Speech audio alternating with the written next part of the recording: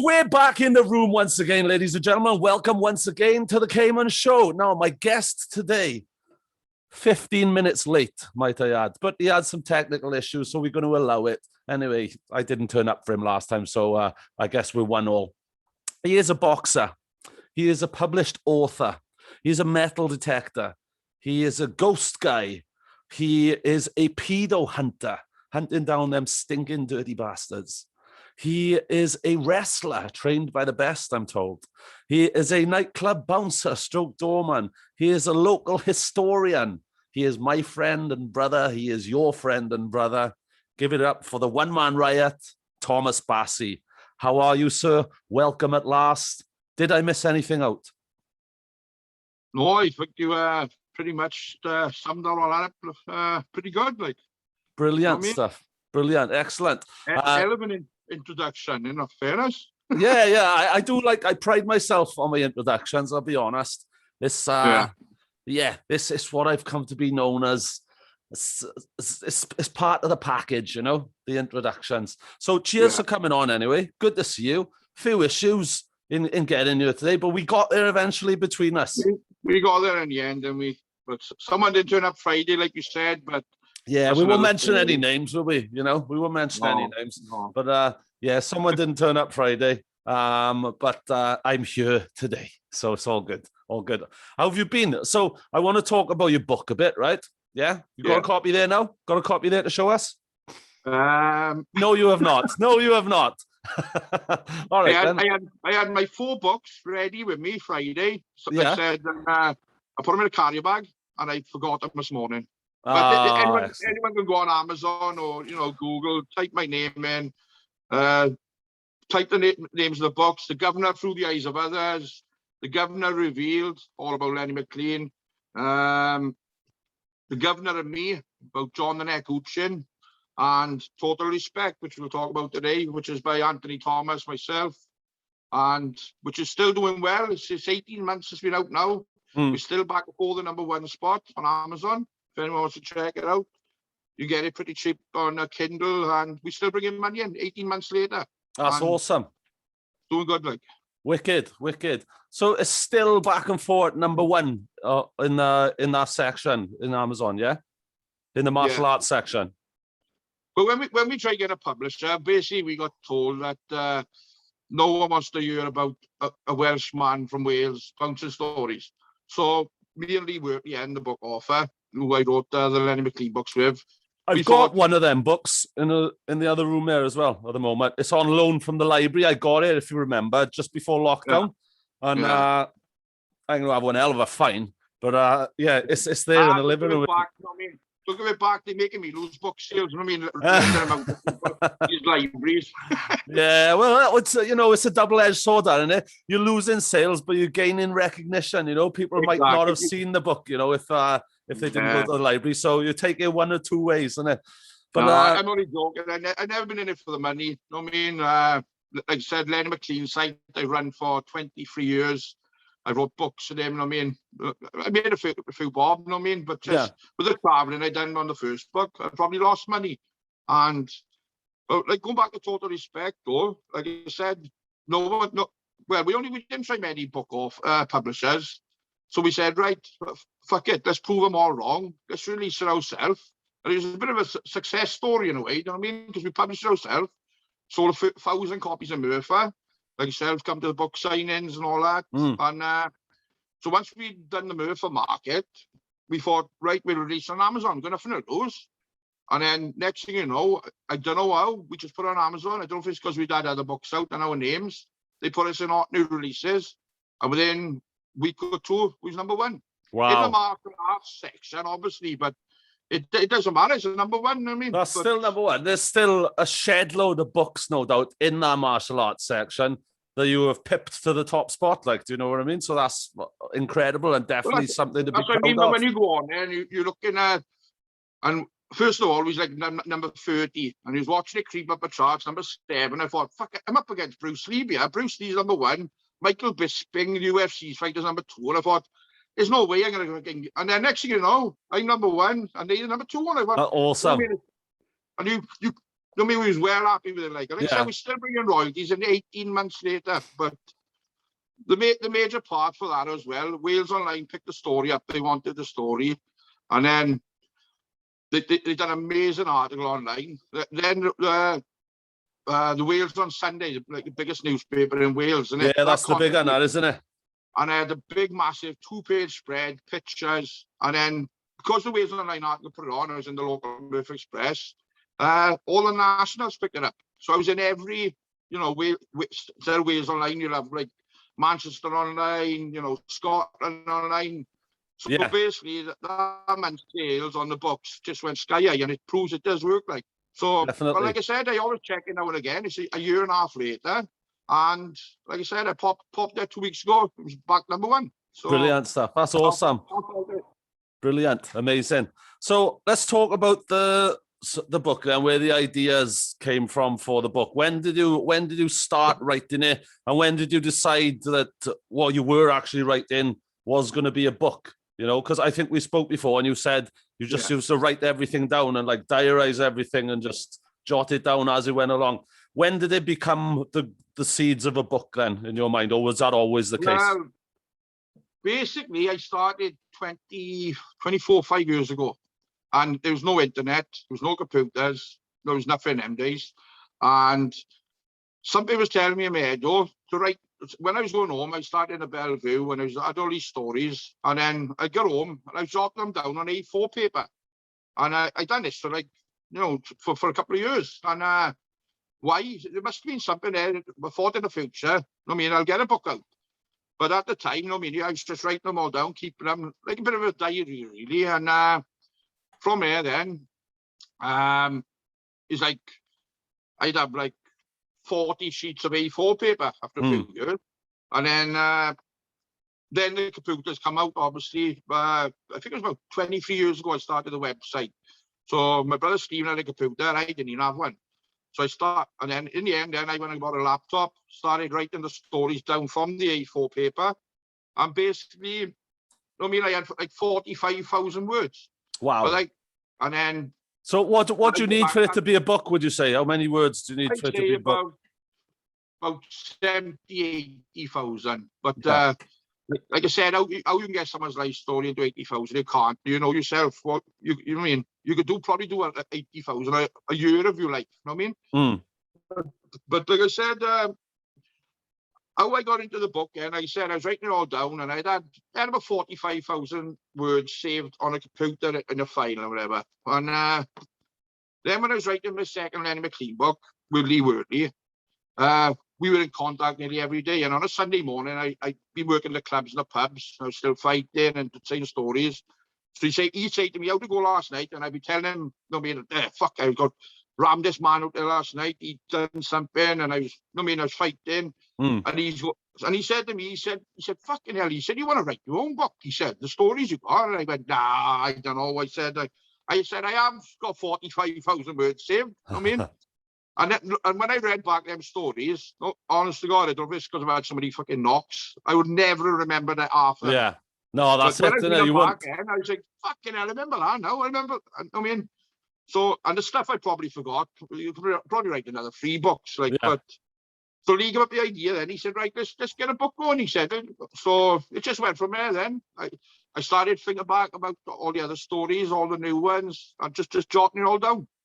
So with all them ideas in the mix, then how long did it take you to go from the decision of, right, I'm writing a book, to physically holding that book in your hand saying, right, my book's for sale now?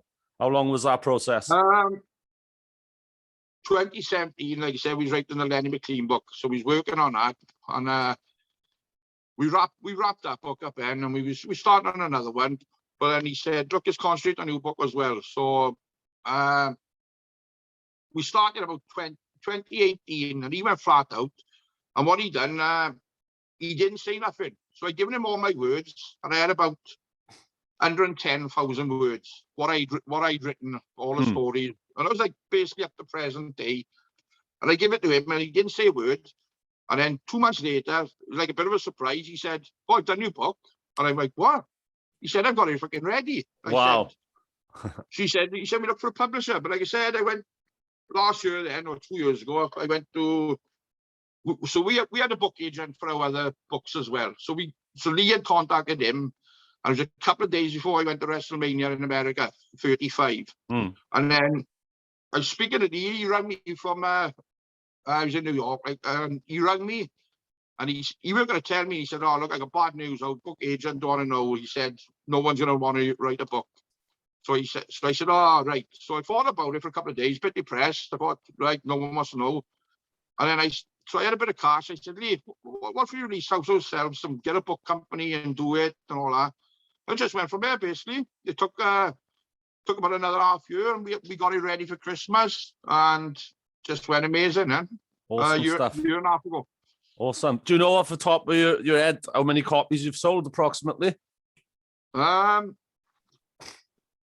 Like I said, we sold 1,000 on paperback in Merthyr, and then with Amazon, they don't give you exact figures because you signed into this agreement. You get so much percentage, shit percentage. Yeah. But like I said, because we done Merthyr, we still went with them, like, you know what I mean? So, and because it's under like a Kindle Unlimited, they give you certain shares. So we actually don't know how many books are sold.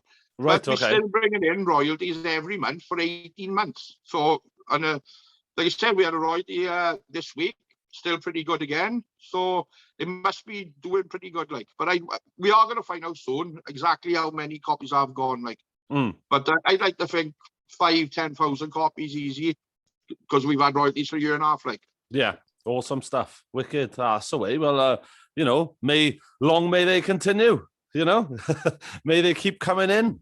But if it's still getting, yeah, that's it. If it's still getting to number one, obviously you're going to have them royalties. So let's talk about some of the stories in the book then. I read it all, right? I've read through it as well. And some of the stories, some people who are named in there, I know. Some people who are not named in there, I think I know. Do you know what I mean? Like there's certain people, I don't know, there's one story who were being bullied many years ago by a local bully. I think I can name that person. I obviously won't, but I believe I can. Perhaps I'll talk to you off air after. Did you purposely, you know, not name certain people?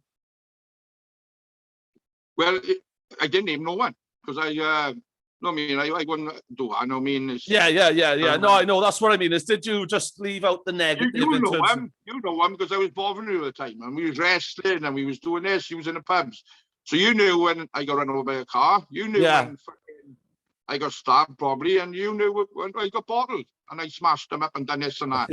But, like I said, due to legal reasons. Yeah, that's it. No, that's what I was thinking. You know.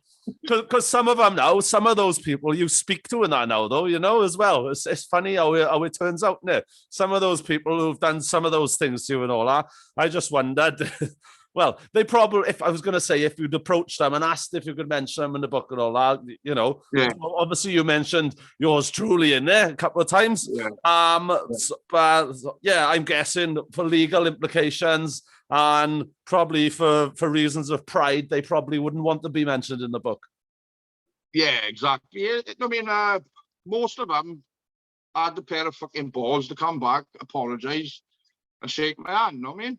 And although, I'll tell you a quick story, I was in a cafe last week with the missus. Yeah. And one of the men I mentioned knocking out, and he went onto a bollard outside the pub, and I'd gone to water, and I'd done a big woo when I knocked him out. And he was a fucking big bully, right? He was in a cafe last week, and I spoke to him for the last 5 years after it all happened, or 10 years.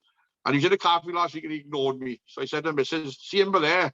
I said, last I fucking went in a book. I said, but he wouldn't look at me. But I don't give a fuck anyway, you know what I mean? No. But why not? Do you think he's read the book, or someone's pointed out to him that this instance in the book, and that's why, perhaps, or? 100%, yeah. I know his sister's bought a book, his nephew's bought a book off me, and they showed him it. So I'm guessing it's that. But right, like you said, it's down to him, innit?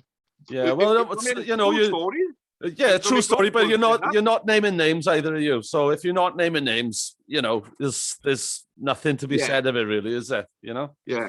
But going back, you said when I got run over by a car, the doorman, I was like, one of the, you know what I mean, people I looked up to in Merthyr. He was like known as one of the hardest men in Merthyr. He was a good friend of mine.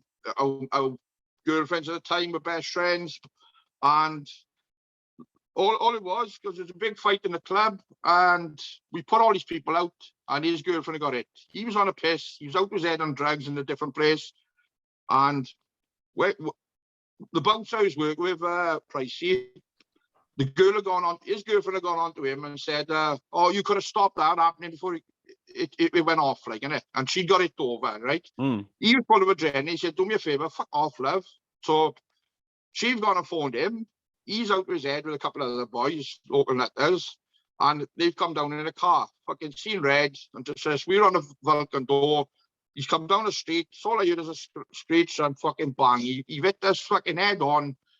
I hit the wall, smashed my knees. He gone down, the other bouncer. And then, but he was clever. He reversed it. That's right. I had a can of Coke on the window. So I thought, my knees went back, but adrenaline, you don't think about pain. My head went, I grabbed the can of Coke, threw it at the front of his window. And then I just tried to smash my fucking hand through his window of the car to get it out. Well, the windscreen. This is a fucking mate of mine, okay? Jeez. And, but he was clever. He reversed, because he come in at that angle to the pub. If he'd stayed there, he would have done jail for 10, 20 fucking years, attempted murder. But he reversed out, straightened it up, pulled in the label, then come out and had a run at me. But being a boxer and, you know, and fucking knew out my angles, I mean, I not without bragging or anything like that, because I haven't got an ego, I smashed fucking him. And he was trying to fucking thing. I was hitting him. His blood was getting pulled apart. People jumping on my back. I was throwing them off. He kept coming at me. Even if he's still coming at me now, right? You want to stop him. He was bleeding fucking everywhere. I was just hitting him, beating him. In the end, they pulled him into the next pub, and that was it. So next thing you know, 5 minutes later, I'm like, he's checking on Wayne. Is he all right? He's all right. His legs are gone. And I feel warm on my legs. So I went to the toilet, and both my legs are split open, and I had blood coming down both of them. Oh, I didn't even feel it when it happened. Yeah, you don't, adrenaline, like you said, adrenaline's there, you don't feel it, you know? Brilliant tool. But so anyway, come the end of the night, no one was about. Went home to my missus, and I said, look, I'm staying up all night. She said, he won't come here. I said, I'm staying up all fucking night. You can have it if he wants. She cleaned my legs up, you know, fucking put bandages on them or whatever, and didn't hear no more of it. Following Sunday, 20 of them gone past. He was up the back. I could see him come in like that. He walked straight up me, put his hand out. He went, I'm fucking sorry, he said. I mean, and we shook hands. He said, I was off my head on drugs. I seen red. I said, well, you know us. I mean, we're not going to turn the fight down or leave a fight go. I mean, and so basically we shook hands and he was all right ever since. How was that like? A year later, he apologised to me. He said, you saved me going to jail. I said, well, look, we're not ones to, go grass swept. Yeah. And we shook hands, that was it. But do I ever see him now? He says, all right. So, like I said, I didn't name him. Everyone in my town knows who he is. And whether he's read the book, I don't know. I don't really give a fuck, but... Onwards and upwards now, isn't it? What's done is done. Past is past, like, you know? Good stuff. So yeah, a few other stories in the book, and there's bits and pieces. You obviously talk about breaking into wrestling and that as well. So we get a mention in there. So how was that for you then? The wrestling. How was the transition for you from boxing to wrestling? First of all, obviously, the only thing in common, really, the boxing's got in wrestling is two people are against one another and you're both in a ring. Other than that, it's a completely different world. How did you find pulling punches, basically, for a start?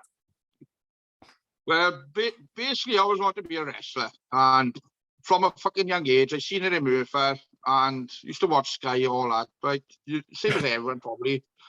And I always wanted to be a wrestler. But then I started off rugby, done the 10 years in rugby. Then I finished that. I started boxing at the same time, because I always wanted to be a boxer as well. But the most I wanted to be was a wrestler. So I done 7 years boxing, done well in that. And then I had my last fight in boxing. I thought, that's it. I was fighting a big 6'7" black man from Cardiff. Nearly knocked my fucking head off. Looked like Andrew Osler. And I thought, that's it. I was up to about 19 stone. I was overweight, untrained. That was it. I had my break. And then I started, Warren was nagging me, Tommy Dean, as you know. he was nagging me because he's a ticket flyer and he's That's talking right. wrestling every week. And then he said, basically, we're going to start. And I kept putting him off. I asked my brother, and he was like, yeah, we'll go. And then, how do I get over the question? And then, so we was putting it off. And then I seen a newspaper article in the paper. There's a photo of yourself for the belt, holding a belt. Yeah. Being the fucking big hard doorman, rugby boxer, whatever you want to call it. And I was thinking, I thought, I've always wanted to be a wrestler. I can fucking beat him. I remember kicking him at the Bellevue. Back in the day, yeah, you did. And when he was like a punk rocker, but I thought, I sure I'd chuck him out. And I thought, You have chucked me out, yeah. And I thought, well, I can beat him. I'm bigger than him. I'm a boxer. But not knowing nothing about fucking the ins and outs, right? Which was the eye opener in the end. But like I said, Warren kept nagging me in. And then my father passed away of cancer. And we went to the funeral. And we was in the funeral, me and Sugar. And we went, I said, right, are we going to fucking do this now? And he said, let's get our head on. Let's fucking sort this out. And so we phoned Warren up. Warren had seen you. And the first time I ever met you, I remember him in the Bellevue. I may have talked to you, I don't know. I'm sure I remember throwing you out. I don't understand. Yeah, no, I'm sure you have. I'm sure it was. Back in the day, right? I got thrown out the most of the pubs in Merthyr, so it's pretty much a guarantee. But anyway, so Warren was not going to go. I remember I went to a WWE show. Now, I don't know if you remember this. We go backstage and we, like a fucking marks, trying to see the wrestlers. Yeah. Me, Warren's boy Ben, his name was something, and I can't remember. We was around the back, and then Warren was talking to you. I don't know what it was. Like me and him, we see each other, but we were like, didn't know where each other. Like, yeah. And then, so Warren said, "Sure, come here." He said, "Come me Caiman here." And I spoke to you, loveliest person I ever met. Shook your hand. He said, "Right, when you come in," and I think we was there fucking 3 days later. Yeah, the following Sunday, I think. We booked the combat room, didn't we? Yeah. No, we were in Cardiff first. Oh, did we? Yeah, was that right? Yeah, you asked us to come to Cardiff. We done the combat room a bit later. Right. What was the Cardiff one then? That was I still working for NWA UK then? Was that what that was? I think you just finished. You started Celtic. Yeah. Celtic training. I think you were still in PPWN or you might be champion who was on the verge of leaving them and starting Celtic up. Yeah. And it was in Cardiff it was, because the combat room in Merthyr came a bit later. Yeah, I remember in Cardiff because I had the Hammerlock ring, which was my ring. I had that, and we used to keep it in Catay's Community Hall in Cardiff. Yeah. And then after I was done with NWA UK, well, I didn't really leave or anything, but I'd started doing Celtic and focusing on that then. Occasionally, I'd grab just like an handful of us and we'd hook up and do a bit of work in the ring and that. It was one of them. Because I think I remember. One of them it was, because I remember traveling to Cardiff. It was me, Sugar. Luke. I don't think Luke was there first of all. It was me, Sugar, Warren, and I think I even picked you up because you couldn't drive in them days. That's you right, said pick me up and we'll drive down. It was just forward down. And like I said, I had 2 sessions, booked straight away, you know what I mean? Yeah. And you had fucking boys like Tyler Brown, if I remember right. Recall was there. And I was the starter, you know what I mean? It was just instantly hooked.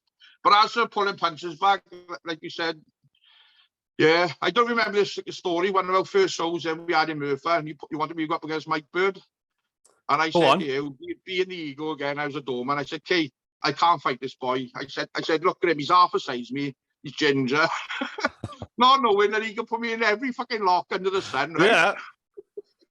And not knowing the ins and outs. But in my head, it was just, I still had that realism about him. Yeah, so thought, and like you said, you're trying to throw punches and hold back a bit, which we'll go on to later, because me and you we let a few go, didn't we? Yeah, totally. A few. Yeah.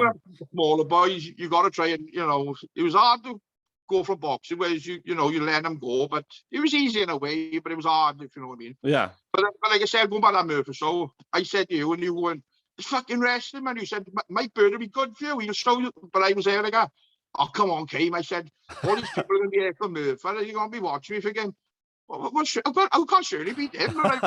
I didn't get it. I mean, days just Yeah. fucking. When did it click And then? you know what? No, I never thought Mike Bird. I'd love to have fought him now. You know what I mean? Also, I Later listened days, to you as well, did I? More fool me. Yeah, I had a bit of pull. I was in Caiman's click, if you remember. Ah, right? yeah. That was mentioned a few times when it came. No, you did say to me, "Oh, Bassey, you'd be good to have a think about it." I go, "Come on, Kay." And in the end, you said, "Right, I saw it." And you wanted me to go up against that 20 stone boy Ryan Easties. And I thought, right, that's good now. Yeah. No, I mean, because I got up against someone, a fucking monster. But then he pulled out and I ended up fighting me and Tommy Dean. Right, the last okay. moment. Yeah. But, that one, Where was this show? Merthyr. Celtic Bar. Merthyr, was it? Right. There's been so many. It's about our third show because you had 3 or 4 shows in, I think it was. But yeah. But I said it was just stupid. I didn't have a clue the ins and outs, the realism, and which I picked up on the way in the end. Like, yeah. But it was all good. I mean, but like I said, whereas boxing, you mean, you're going in there, you got freaking 3 2-minute rounds or whatever, and you're just fucking giving you all. Like, but we're resting, like I said. But what you taught me how to do, how to throw the punches, out, roll back, and I mean, so I picked it up all right. I thought. Job done. Of course you did. Of course you did. You know, you had the title, didn't you? You know, so let's talk about that match. You had the title. So I trained you. We used to go everywhere, really, didn't we? We'd wrestle you there and everywhere as well. Little road trips every Saturday and Sunday as well. But yeah, we done our bits and everything. And then they come to the point then where I was just fed up. I was fed up with all the politics. I didn't want to be a wrestling promoter no more. And I was fed up with wrestling then as well. I was just sick of it. And I was at the point where I was starting to not enjoy it anymore, you know? And that's when I always said, when I stop enjoying it, I'm going to take a back seat and get out of there. Yeah. So I was there. I didn't want Celtic to die, though. Because, you know, I worked pretty hard on it for the 5 years or so that I was running it. And I was just like, right, what can I do? What can I do to keep it alive, but to take a step back? So I just had a word with you and asked you, right, would you like to run the company? And would you, you know, as a farewell, as like a hand in the torch sort of thing, as in a trainer to trainee, hand in the title over, we'll do a nice match, me and you become a champion. And I've always said, I don't like champions that stick the belt on themselves, right? And as far as I'm concerned, I didn't stick the belt on myself. Chris Riegel stuck the belt on me. Yeah. But it wasn't a case of you sticking it on yourself and being the promoter then, and no one could say that to you either because I done that for you. I put that in place before you became the promoter. But let's talk about that match. What are your memories from that match? What are your memories from the lead up to that match? What are your memories in that match? I think I've done I've had loads of matches by then. I mean, I picked up the experience. I was working with all the boys in Celtic, learning. Then you put the interactive title on me. I had fucking good matches in that. So I was building a thing up. I went on a downward spiral where I must have upset you because I lost about 12 in a row. But why is that upsetting? It don't matter. You used to always say to me, "Oh, come on, give me a couple of wins. Give me a couple of wins." Yeah, it's like, who cares? Look how many losses I had, and I hadn't upset myself. You know what I mean? Like I said, it was all new to me. I mean, it was like, and I was supposed to be this monster, but like you said, at the end, there was thing at the end of the rainbow, whatever they say, and I remember you saying one day, but at the time, I was winning the title on a Friday night, but then Saturday I was the fucking promoter. Now, I didn't want it to look like I was putting the belt on myself, you know me, because I was being the promoter then. The following day, the night I won the championship, but what people got to realize, you told me is 5 months before. Yeah. You say, "Back, you're doing well now. I'm going to put the belt on. The belt is going on you in the future." I'm like, "Oh, fucking chuffed as fuck." Like, you know what I mean? Fucking honor, like. And I said, I built up to that, built up for good matches. And then there was one thing which did fuck it up a little bit. I don't know if you realize this. I don't know if I've brought it before. You went and done a fucking interview on a Friday with the Echo Memphis Express saying Caiman to retire tonight at his last match. And I said again, for fuck's sake. Yeah, everyone didn't know I'm winning the belt. No, I could have retired with the belt, like, do you know what I mean? Totally could have retired with the belt and then relinquished the belt. Yeah. You see where it's going from. But it promoted shows, Caiman's last fight tomorrow, blah, blah, blah. But going back to the match, I mean, like I said, me and you always work together. I put ideas to you. You never fucking pull them down. If I say, okay, I'm going to do a roll of Samoan and fucking onto concrete, you were like, yeah, go for it. I mean, there's not many people who do that. I know. Oh, that hurt, though, that did. That really hurt, that did. Look at it, and it still fucking makes me, ooh, to this day, like. I mean, you can hear it. You can hear it. Can't you? The slap of the concrete, you can hear, like. Even that first thing when the match done, when you come out, and it went to a fucking wall. And yeah. Well, I had cold shivers then. I had cold chills then, I did. It was like I landed sort of a bit wrong. You know, it's concrete at the end of the day. And I just felt... It's fucking stupid looking back there because it was concrete out there. It is stupid, yeah. And for the money we were making, or the money we weren't making, I should say as well, you know, tuppence halfpenny, you know, by the time you pay for the venue, by the time you pay for ring hire, by the time you pay for insurances, by the time you pay everyone, you know, it's tuppence halfpenny each then. Do we really need to be taking bumps like that? But back then, it was in year, wasn't it? You know, it was just in fairness, you wanted me to look a fucking god that night, no mean, and to make it up. No, I mean, you came on like you 2 or 3 time champion, then. I mean, I was the bad guy, I know, and I think it was interference. But like I said, we just went for it. We had some stuff. I think you might come up with do a rolling Samoan outside. I think I did say it. Yeah, I think you were going to do the rolling Samoan, but then I come up. I said the concrete. Do it on the concrete. Because, you know, it's not like I was coming back the next day, is there, or nothing? Do you know what I mean? So let's just do it, you know what I mean? We found a break anyway, but like I said, I watched the match back. I still think it's a good match this day. Like, it is. I done a dive off a top, 20 plus stone. I dived off a top, and someone caught it perfect, that photo. Yeah, Rod Caiman, I believe. God rest his soul. I think it was Rod Caiman, one of his pictures. I'm not sure, but good bloke, Rod, when he fucking shame, like. Brilliant. And there's another picture of him, of you diving off the top onto me. So, and like I said, people can say it's fake and this and that, but fuck it, when you coming down on me or me coming down on you, you say the next morning that's fucking fake. I know, innit? Yeah. Try faking that, innit? That's what I hate. Some of the stuff we done in Celtic, but like I said, it was a good build-up. Everything went perfect on that match, I thought, for the night. I come over well. We was the bad guys. I think Tyler come out in the end. Yeah. It was me and my girl, we were all, I guess. The crowd hated us. And Rico come out then, and it built up then for me and Rico. We worked well, you know, keeping the stories going. That's it. And I mean, and then for Rico then, to win it down the line or whatever, like. But like I said, me and you, we never held back. We held back, obviously. You know what I mean? We could knock each other. Well, to a degree, we did, yeah. But you know, it's I wouldn't say any of them hits we put in were fake. Like, do you know what I mean? No, well, I remember one, just a quick one. I remember in Aberfan once. I gone in the ring and he said, right, we're going to do this. I'm going to come straight at you. You come at me. You were like a fucking Joe Calzaghe. You were like a I remember it. Was this the one where I was working the bandaged hand, yeah? I can't remember. I think it's the one I was working the bandaged hand. I was in green trunks, yeah?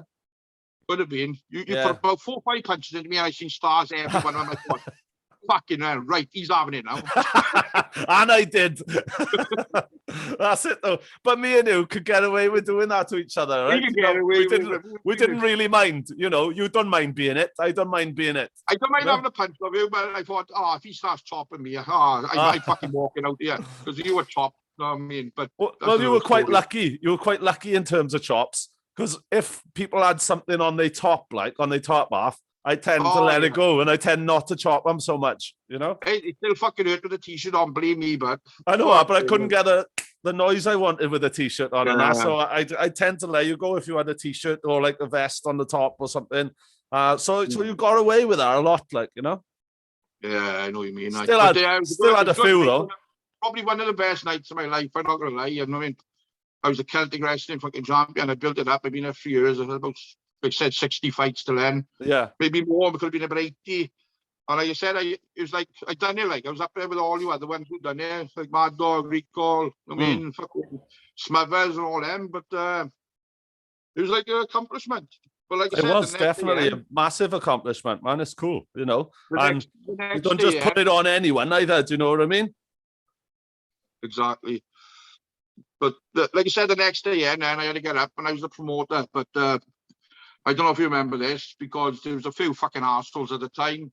And the next day I sacked them all. Yes, I remember. I remember one of them in particular. I'm not going to name names because I try not to name that name. No, you need somebody fucking. But yeah, on the forum. And I thought, well, I said, he's fired. I thought, well, he's not fired. There's no contract to be fired. Yeah. I thought it's just my way of telling them, fuck off. Yeah, that's it. Yeah. You're no good fucking time wasters. They should have gone a while ago, but like I said, you was friends with them as well, but you had your reasons. I would have fucking got rid of them ages ago, but yeah, some I should have. One of them as well damaged a load of gear in the venue, a load of chairs and all that in the match and everything, and I had to pay for that out of my pocket. I should have charged them for that really, but many ways it's a bit too soft promoting, to be honest. But in many ways, I weren't though as well. You know, I done all right. I had good support around me as well, like yourself and other people. You know, a small clique of support, shall we say, around me. Well, exactly. If it wasn't for you, helping you set up shows and sell tickets and do this, I would never had to go promoting. I mean, only I learned off you and got to learn it all.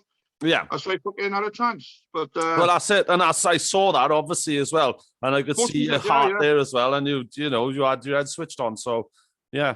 Going back to the book then, another story you've chucked in involving you and I. So the King of the Hill. Do you remember this story? Yeah, the King of the Hill. Go on. So obviously, every year, before I had this big beard, right, because it compromises the situation now. But before I had this big beard, I'd shave clean, grow a mustache for Movember, and try and raise money by doing crazy. I upped the stakes then. After I did it the first year, just grew the mustache and got people to sponsor. Second year, then I tried to up the stakes, do something crazy. A cash milestone, get me to this amount. And then I'll do a video of me doing whatever, So I've done them of breathing fire, somersaulting in the sea in the middle of November, eating a load of chilies, whatever. And then I thought about you then. I thought, hang on, let's get him involved as well. Because my friend Ryan, you friendly with him yourself as well. He passed away. Yeah. God rest his soul. Bless you. I thought I was doing a Team Ryan in aid of him then and his uncle, who had also passed away. But yeah, I came to you then. I thought, right, we're going to up the stakes of this. We want to get to £1,000. This is what's happening. Take it away. What's your memory of my approach and me giving you the call for that? Well, going back to November, I don't know if you thought about this. You contacted me a year previously as well. You got me involved somehow. I don't know fucking how, right? And you was going to dress up as a woman, and you want to be you as a fucking woman's boyfriend and walk you around town. So I don't know if you thought about that one as well. That was in November as well. Perhaps I chose to forget about that one, yeah. Yeah, I remember. Yeah, we went everywhere. We went to Cavartha Park, walked around Cavartha Lake. We went up the escalator by the old Argos in Merthyr Town. We went into the Crown for a coffee. Even left a lipstick mark on the coffee cup and everything. Yes, I remember. Lipstick on my fucking face as well. Yes, I remember. Brilliant, man. See, who's the maddest? The one who comes up with the idea or the one who goes along with it, though, It's hard to say, But yeah. It's all for charity, even it was all for making money. That was a fun afternoon, that was, yeah.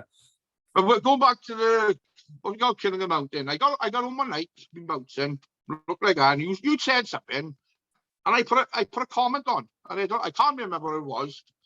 And then next thing you know, you was challenging me. I was thinking, what? And you said, I'll fight you up the fucking mountain then. And then you had this idea, right? It must have just come to me when I read your comment. I thought, I could fight him on a mountain, and I just said. And I was thinking, fucking, how have I got into this again? I already commented, well done, K, or something like that. And I remember you was on your second challenge or something. You was on about £200 and you wanted to get 1,000. And she said, right, I'll fight you on a mountain, bare knuckle on a Sunday morning. So, right, no problem. So I was thinking, how are we going to pull this off now? And I am boxed for like 10 years, you know what I mean? Yeah.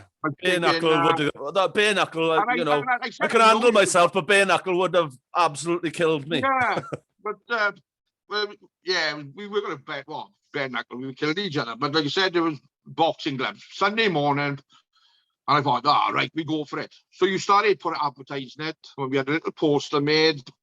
And then next thing you know, you were fucking money's going bump, bump, bump, bump, Yeah, 500, 600, 700. Like that. And you're only on your second or fucking third challenge. And you go, I know. Fight, I think, if I remember right. Yeah, well, So, I just do them until November ends. Like, you know, I keep going until I Exactly. get to them milestones.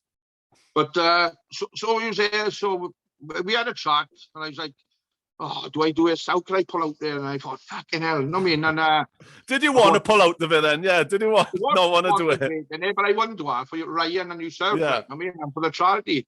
But I thinking, oh, what if we do a minute then? I mean, we have gloves on. But I thought you can fucking hit, like, because I sparred you in gyms and all, and you know, MMA training with you. But I thought, fucking hell.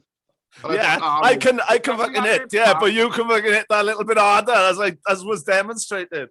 Yeah, but I mean, fucking put it on the chin anyway, fucking go. You know what I mean?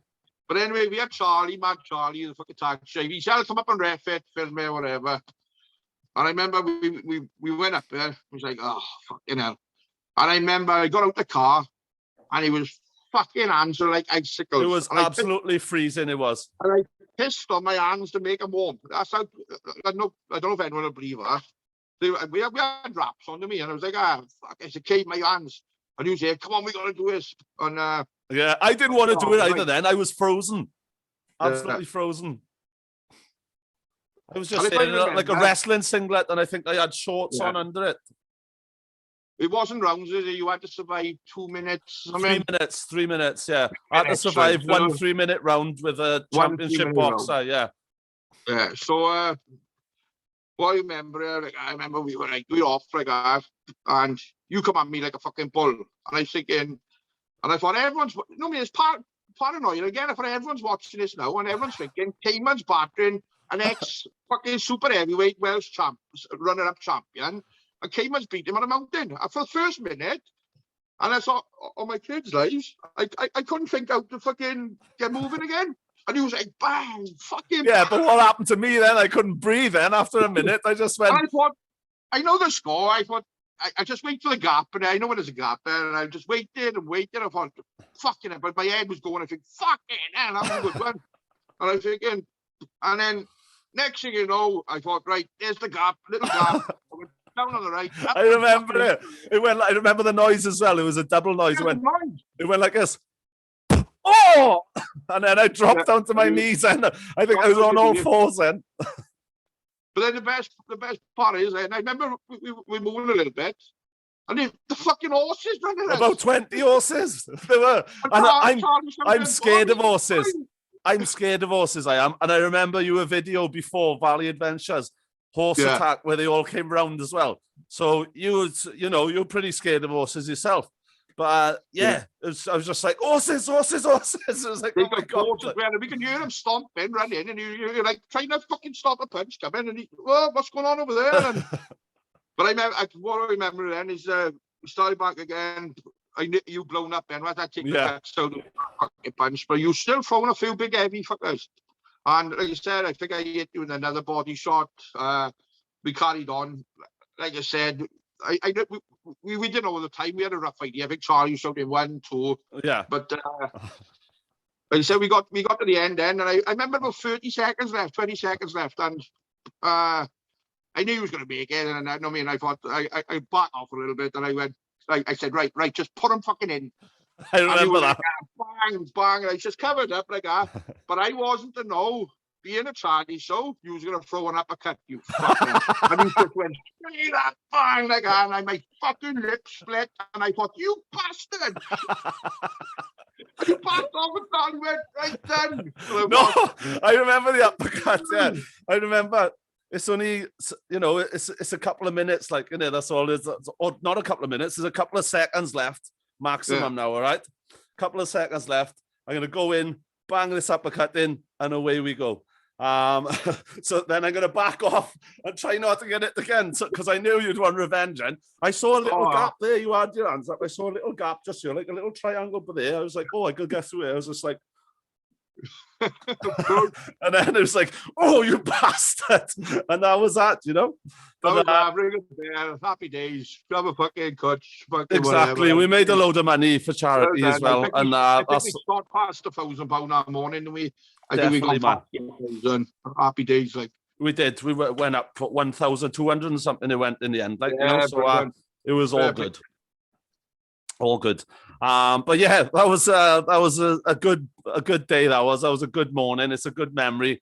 I still check in on the video now and then. But yeah, for anyone who's never tried to spar for like 3 minutes, it's a long time, and 3 minutes can be a lot longer than your perception of it in your mind is, you know, because after I just thought, right, I'm just going to throw him and throw him and throw him and throw him. I think I'd done a little promo video for you as well, didn't I? Saying, I'm going to knock you out. And my goal was to try and knock you out. Like, you know, it was never going to happen, but, you know, it's all hype. It wasn't just that. It was the unlevel ground, because the ground was like, it was like, so your fucking ankles were going. You're trying to get your fucking thing, so you can, you know what I mean? You got fucking horses running at you. You got a fucking gale force ice cold wind. And, you're breathing in ice cold air as well. You can't fucking breathe. But like I said, we done it. It was good days, wasn't it? Happy days. It was good. And I thank you for getting involved in it. We'll have a time again. We'll have a fucking Cayman fucking show too. There we are. Job done. Never rule it out, bro. Never rule it out. I owe you for that uppercut. Definitely, yeah. Perhaps we'll avoid that one then. Yeah, right. So yeah, your book, Total Respect, My Life on the Doors. Obviously you're back on the doors this past weekend now. How was that for you? Any other stories? Anything else we could put in the book? Put in a new book?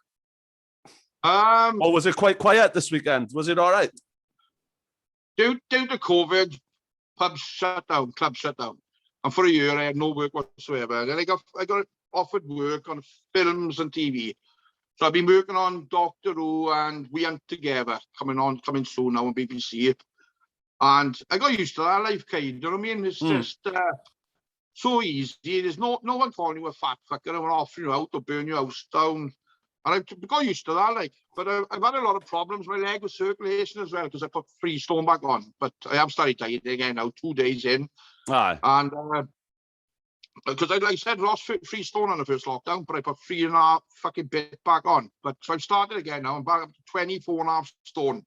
And like I said, it's not fucking good. But yeah, going back.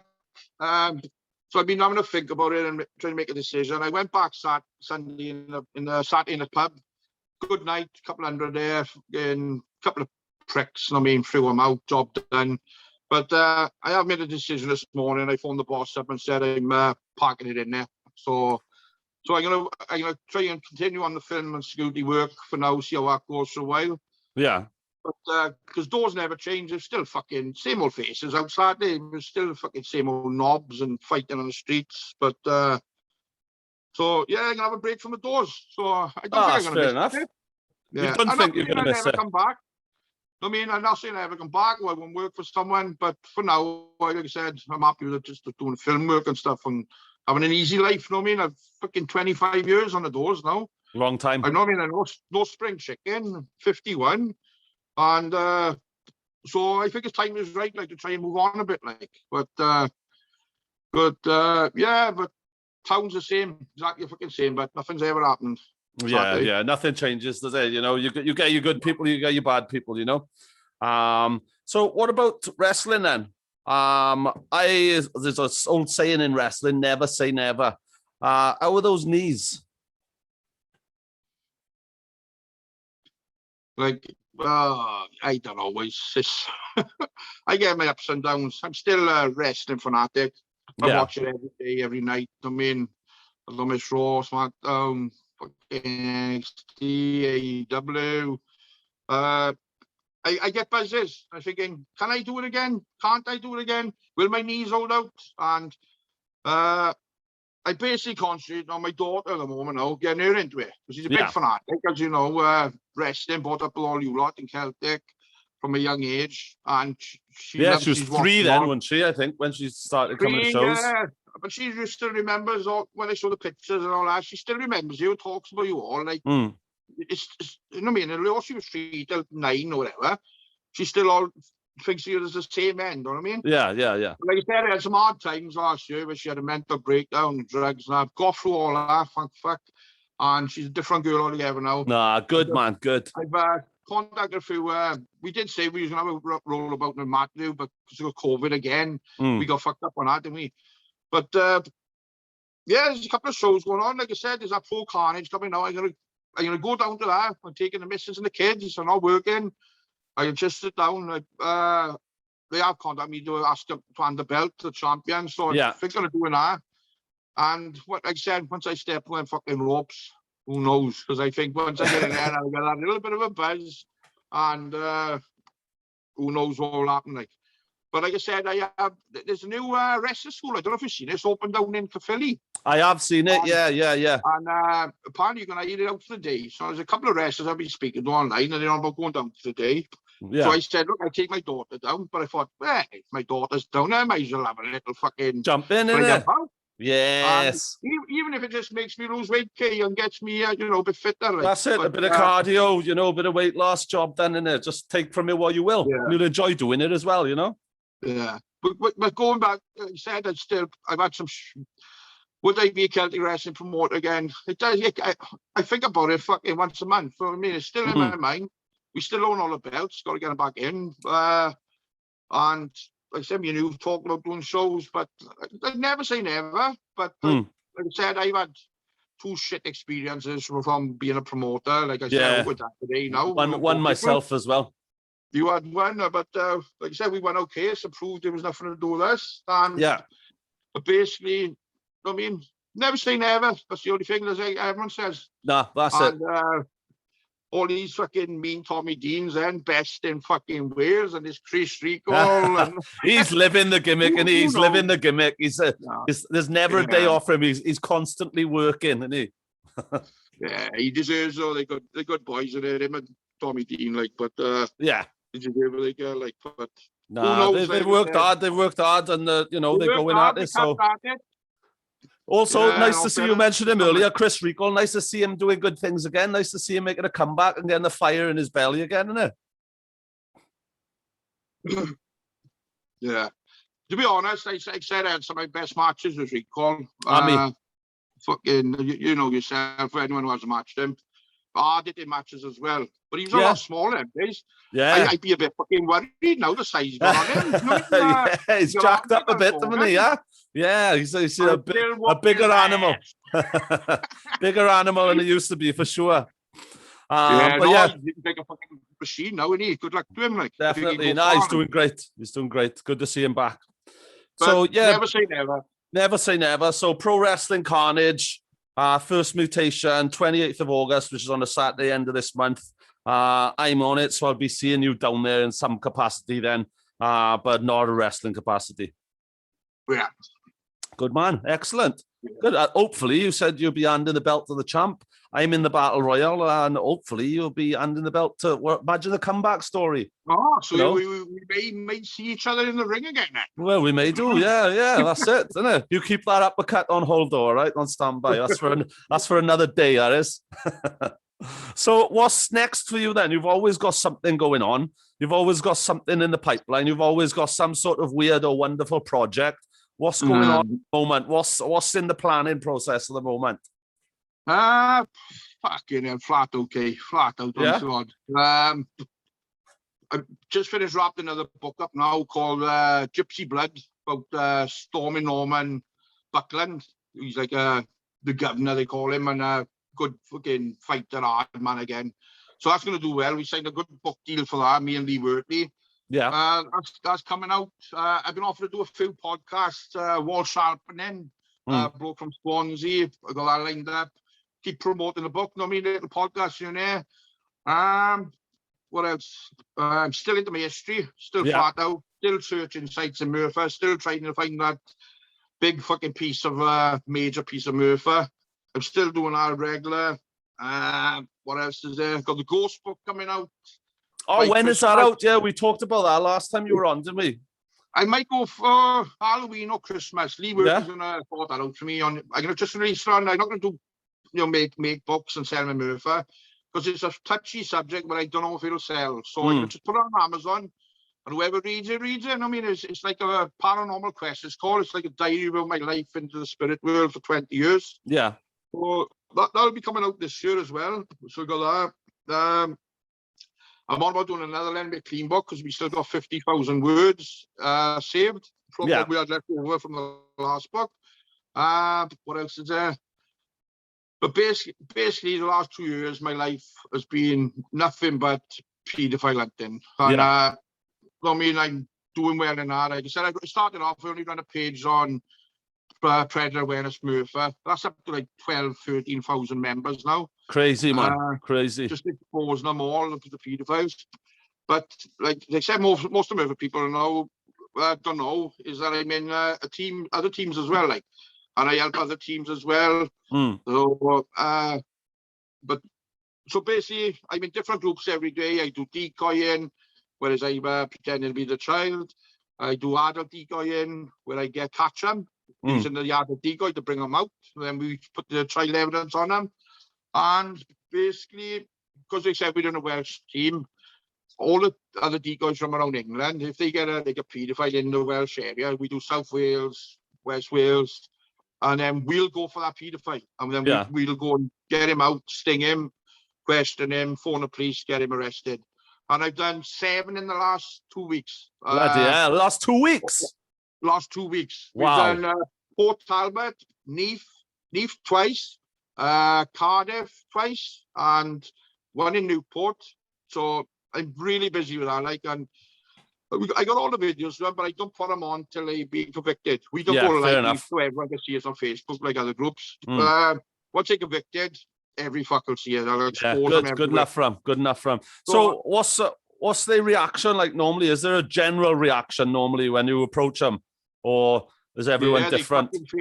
They face it to the floor when they think they're meeting an adult woman, and and when I tell them, hey, I'm the woman you've been talking to, and they're like, oh fuck. Oh jeez, man, yeah. All sorts of emotions. Forget about the woman you come to meet. She don't exist. That's me. We are here because you were fucking talking to kids and nonsense, and then we question them. People say to me, how come you done it? I drunk and do this, I do that. But like I said, I've been trained well, and I mean, I stay calm, I cool. You know what I mean? I'll talk them tidy, I'll give them a fag. You know what I mean? Because I know they're going in the back of the wagon and they're going to fucking jail. Exactly. But, I did have an argument the other day. People will see us now, and it was a Murphy boy. And I haven't told you this, yeah. Have I told him? Yeah. I don't think so, no. It was a Murphy boy. So we get sent, teams will contact us, they say, we got one in Wales. Yeah, you're not allowed to name names now, no? I got name names, right? No, that's fair enough, no worries. You'll find out in good time, right? Okay, so a team contacted us, they said, we got this man in Wales, can you find him for us and get him for us, and we get him arrested. So they send us the drive, Google Drive. We go in there, we read the chats, we look at his pictures, and then I'll go into tracking and researching, and then I'll find him, right? I'm pretty good at it now. I've got fucking ways and techniques. I do it right? So anyway, he wasn't hard to find. I live in Murphy, and then my mate, like a team leader, he sent me a picture, and he went, he said, I got a different name in the community. So he said, blah, blah, blah. He said, I got someone in Wales. He sent me his picture. I know the man 30 years. I used to go drinking with him. He's a Murphy boy. And he's 50 years of age, right? I'm like, oh my fucking... No, I got to watch all this evidence to see if it's him. So I got to watch videos of him doing stuff, which he has said... Oh, you're joking. Yeah, well, that's what we got to do, to go through all the evidence. Oh, my God. Check everything out, right? So I got to watch this man. I won't go to the language now, doing stuff to himself, which he has sent to a 13-year-old girl, trying to arrange a meet with her, sending pictures of his blah, blah, blah. And he was a Murphy man. And I'm like, oh, fucking hell. Nightmare. Anyway, so what I done, I put my adult decoy onto the same account he's talking to the child on, and he started talking to me. Now, this boy, I know, he's mates 30 years. Not good mate, but always in a pub, I'll drink with him. You know him well. I would know him, would I? 100%. I'll tell you when I come off here now. Okay, right? okay. Yeah. And basically, we arranged a meet, Crawford Park, 12 o'clock on a Friday. me and my team. Juggy was with me and a couple of others. My team leader, Frank. The three of us went. He thinks he's coming down to Arthur Park to meet the yard out. He bumps into us. And I say, right, blah, blah, question him. He admitted it all.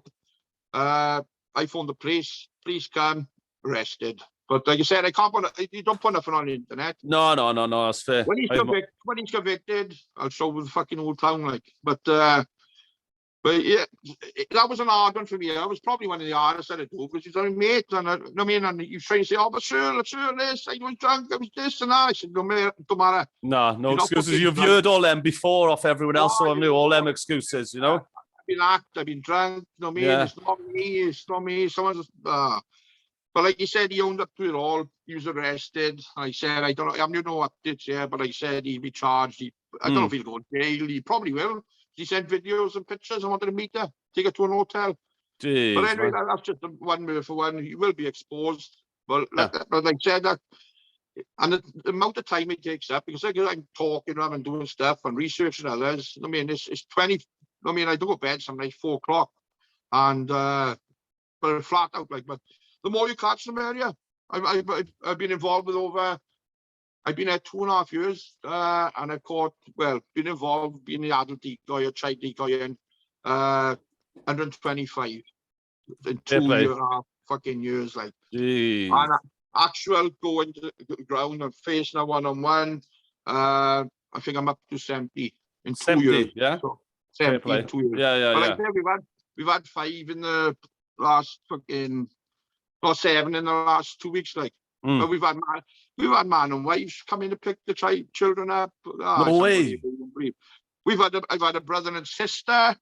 Shit, man, that's disgusting. Like, and I got all the videos. They're all going to be exposed because they got ongoing with courts and stuff. I can't do nothing anymore. No, that's a fair shot. It's an eye opener, but you won't believe it. Oh yeah, it sounds it, man. It's surprised what's going on in people's lives. Like, do you know what I mean? What's the police's relationship like with you in terms of this now? Are they for what you're doing or against what you're doing, or mixed? I'd say 90% fucking good as gold. Okay. Like I said, when I first started my Predator page, Murphy Police asked me to take it down. I remember that. That's what I was going to next. Yeah. Yeah, but then I'd be in the Celtic bar, CK, working on the doors, and I'd have the police doing all work. They coming on at me, going, well done, Ant, fucking brilliant, what you're doing. Don't stop, mate. And that's coming from the old Murphy fucking police. Yeah. I'm thinking, well, I'm not going to fucking stop. I mean, just because they just asked me nicely, because it was the subject it was. They just said, look, can you stop? Our sergeant asked, will you take the page down? Because he got consequences of going back to their families. And I refused because I said no. And but what I done, I knocked the commenting off then, because people were putting stuff on and you don't know if it was true. I knocked all the commenting off. I had a year from the police that side on the predator awareness. But also the ones we catch when I'm in a team, I mean, I usually go back to the police station. I hand all of the evidence because I put it on USB from the teams. And good as gold. Half of them, they can't find us enough. Like, and what they don't like is when people go live on Facebook and then, you know what I mean, because they're showing up at people's house, people know him. Yeah, and then people are going to turn up there then and what have you, and you go from paedophile hunters to paedophile beaters coming out of the woodwork, and don't know, In a way, it can work both ways. In a way, I'd love to expose them because you know what I mean, to show people, because some of the ones we do, like I said, we don't go live. Yeah. So for the next, say they're not on for 4 months in court, they could still be doing stuff.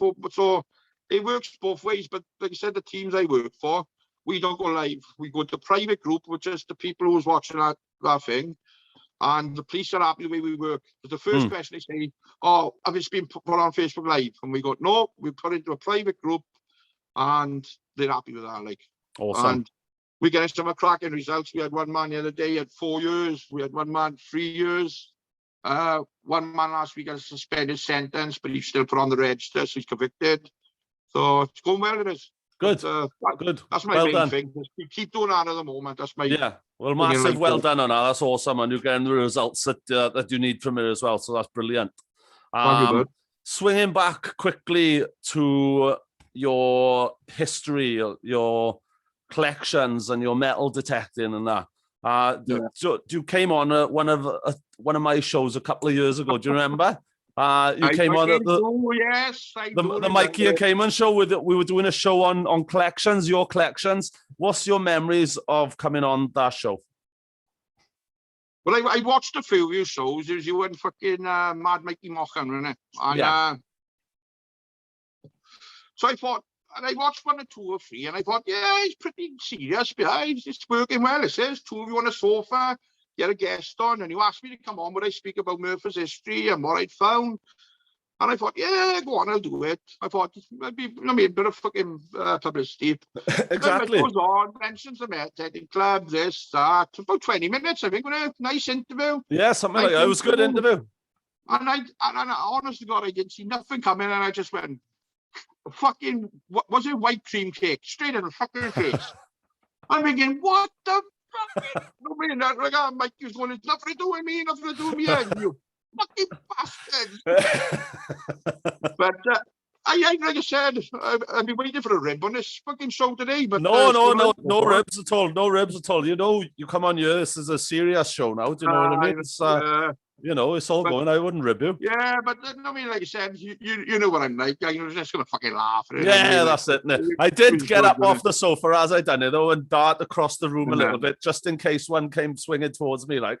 But like I said, I've going back to like I said, it's a bit of thing. I've always been into comedy as well. I mentioned that at all. Yeah, and I've had pretty good success with Valiant Adventures about the Bass. It's nearly made it. I mean, we got off on a goggle box. Yeah, that's right. Yeah.